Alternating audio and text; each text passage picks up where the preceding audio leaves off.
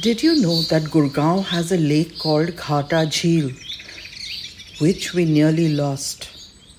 This is a story of its revival.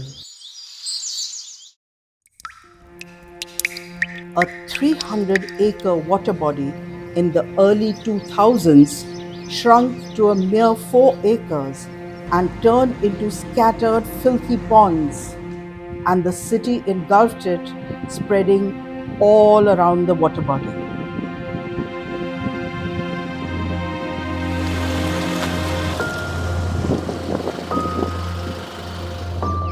In the late 1800s, India's British rulers constructed the Ghata Bundh as an irrigation and flood control measure to reduce water flow into the Nazafgarh lake, therefore preventing flooding in the populated areas nearby.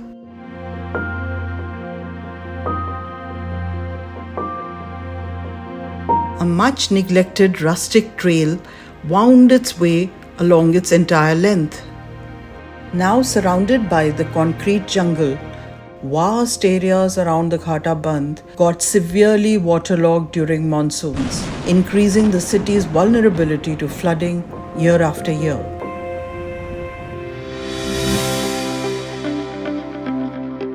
This was a bund which was used for flood prevention. It was very important that this place has the continuity of that legacy as a place that is for the city. How are the city people going to use it? I think that was a huge design challenge. A public-private partnership was established involving the government, corporates and a citizen-led movement, iamgurgaon. So iamgurgaon has been working on many bunds, and the earlier bunds which we have done, they are like your forest mobility corridors. They are like 5 kilometers and 6 kilometers. This bund is small. What is special about this is the heritage significance. It has a heritage significance of the waterworks building, which is over 100 years old, the barrage and the other structures which are still available for us to see. Besides the ecological restoration, we are looking to restore these structures.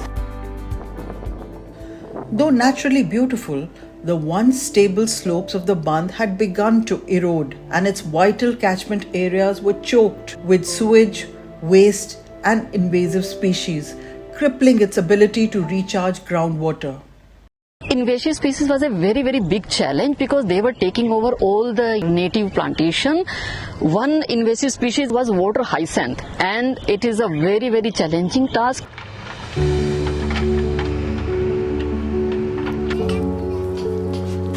To revive the site, a focused effort was launched. Sewerage outlets were sealed and a large-scale land and water body cleanup was undertaken, laying the foundation for effective groundwater recharge and stormwater management.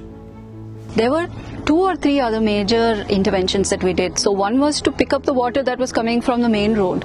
And for that we went ahead and widened and deepened an area on the other side of the Bundh that collected all this water from the road, and it really fills up and alleviates the flooding problem on the road. Restoration efforts combined scientific methods with ecological wisdom.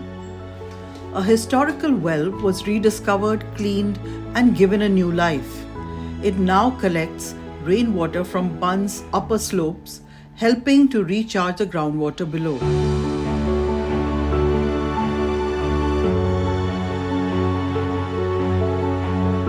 We had created nodes along the pathways. These nodes were to take the water down the slope so that the rest of the slope can be conserved, does not get eroded.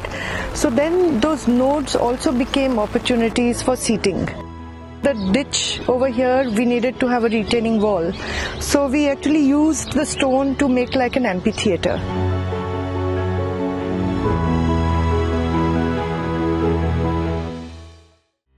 The Bundh's ponds and low-lying basin were once used for rainwater harvesting. These water bodies were deepened, cleaned, and invasives removed.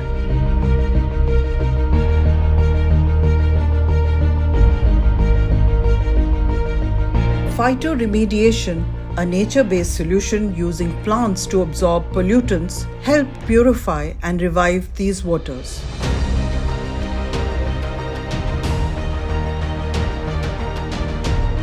This severely degraded basin, once a dumping ground, has transformed into a vibrant habitat.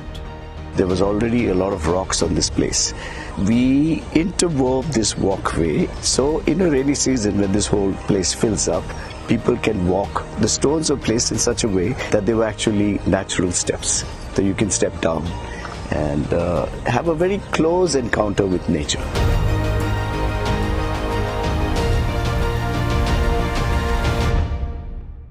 Overlooking the colonial era barrage lies a once dilapidated heritage building which has been carefully conserved and transformed into a vibrant visitor center.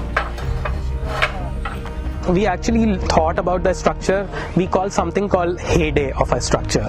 So we tried to do investigation that how the structure must be looking like when it was built. We have kept the original walls and everything, but the interiors have been completely renovated, and now we are trying to do an adaptive reuse of the structure into a museum for the project itself.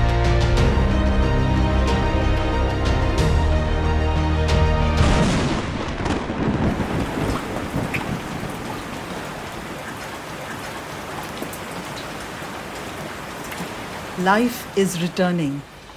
Native vegetation now flourishes, improving water quality and attracting a growing diversity of birds, insects, and aquatic species.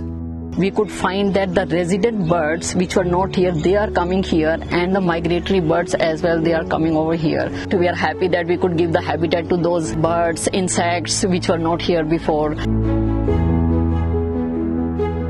It's very good. Like, I already see a huge change in terms of garbage. You know, this water body right here it wasn't there when I came, so that removing all that and biodiversity survey, the stabilizing the bund. So they've done a very good job. In under 3 years, around 17 acres of the Ghata Bundh were rehabilitated, enhancing water storage, restoring native vegetation, and creating community spaces. If you go to a redevelopment, you get an idea that this was made about 2-3 years ago. But I think if you come to this place, you can't tell when this was made, because we've been very careful that whatever intervention we've done spatially has a context. The interventions kind of just merge with the existing setting.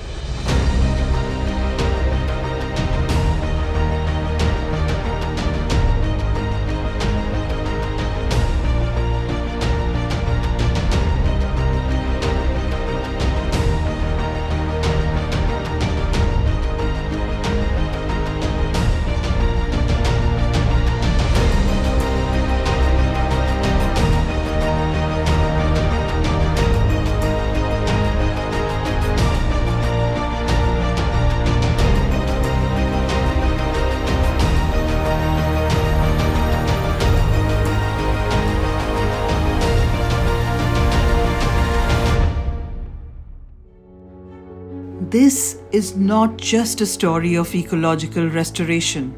It's a reconnection of land, water, and community, a blueprint for how cities can breathe again.